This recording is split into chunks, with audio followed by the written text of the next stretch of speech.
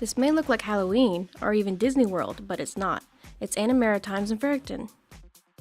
Dressing up in costumes when it's not Halloween can be seen as weird to some, especially when the costumes are really outlandish or very detailed. But at places like Anna Maritimes, that's what you'll see. It's called cosplay.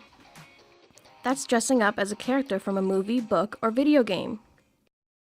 To devoted cosplayers like Marie Mead, it's a hobby.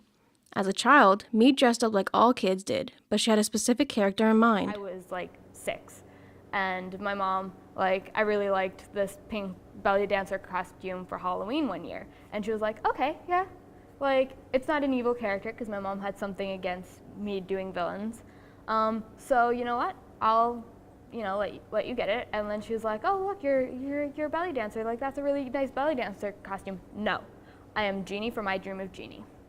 Mead is a third-year anthropology student at St. Thomas University. She's been going to conventions since last year, but always loved making costumes. So for Toru, it's my grandmother and I that made it years ago.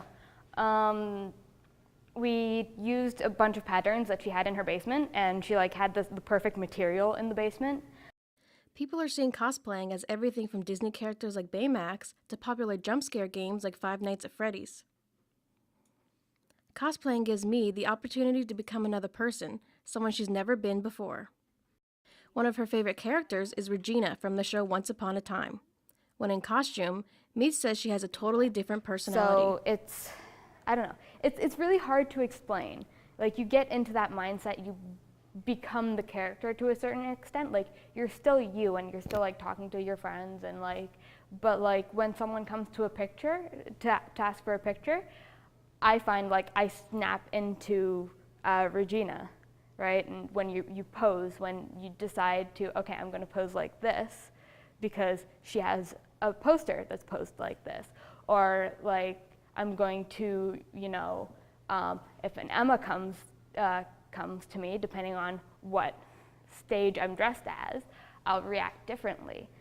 With cosplay, people can also give their own take on popular characters, like 20-year-old Kristen Wires does. She's been cosplaying for the past 3 years and came up with her own interpretation of Tony Stark from Iron Man, creating her own female character called Antonia Stark. Wires says you can make your own costumes out of simple things like regular clothing. Together with an old dress, my corset, and leather jacket. It's really easy, something that you can do with anything that you own. When it comes to makeup, Wires makes sure she does it right. Instead of telling me how to contour, she gives me a full makeover instead.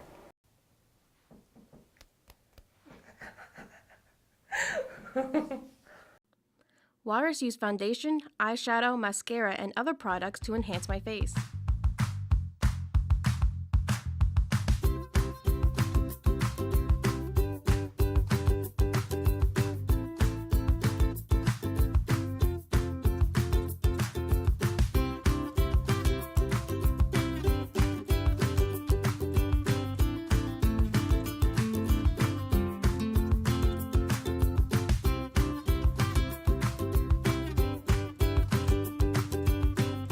It's hard enough to do your own makeup, but it can be even easier to make a mistake when you're putting makeup on someone else's face, like me. Open your eye.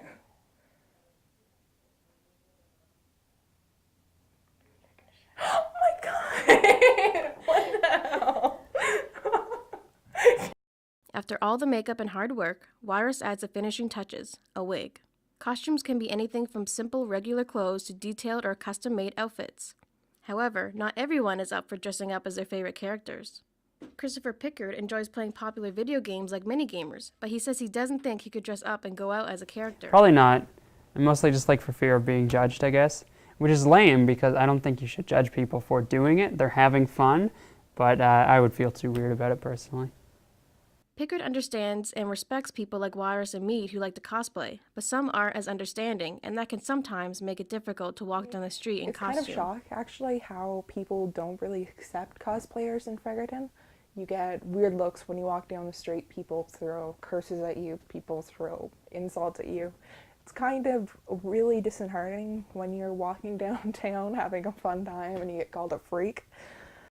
Although there can be hardships with cosplaying, the major benefit is making friends and memories. One of Mead's best memories with cosplay is of her first convention, which happened the day after a snowstorm. My friends and I ended up like sitting near the canteen for pretty much the entire weekend, and we like bought pizza, and at one point like we went to my friend's grandmother's place and got like this huge pot of like Mr. Noodles, and just sat there and ate Mr. Noodles, and that kind of became a tradition. And so like we have our Mr. Noodle tradition like within that group of friends. And If there's one thing Mead wants to let others know, it's not to be afraid to try new things. like, if you want to dress up as a female character, do it. If you want to modify a character, like if you want to do gender bending, do it. Like, you don't have to cosplay. Cosplay has no boundaries. Like, as long as it, like, the only thing is, as long as it fits within, like, the regulations of the actual convention that you're going to, do whatever. From her own positive experiences, Walrus encourages others to not be too shy to cosplay and not to worry about what other people think. Cosplaying to me is freedom.